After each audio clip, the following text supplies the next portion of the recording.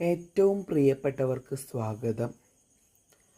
നാം എപ്പോഴും തളരുന്നത് നമുക്ക് പ്രതിസന്ധികൾ ഉണ്ടാകുമ്പോഴാണ്.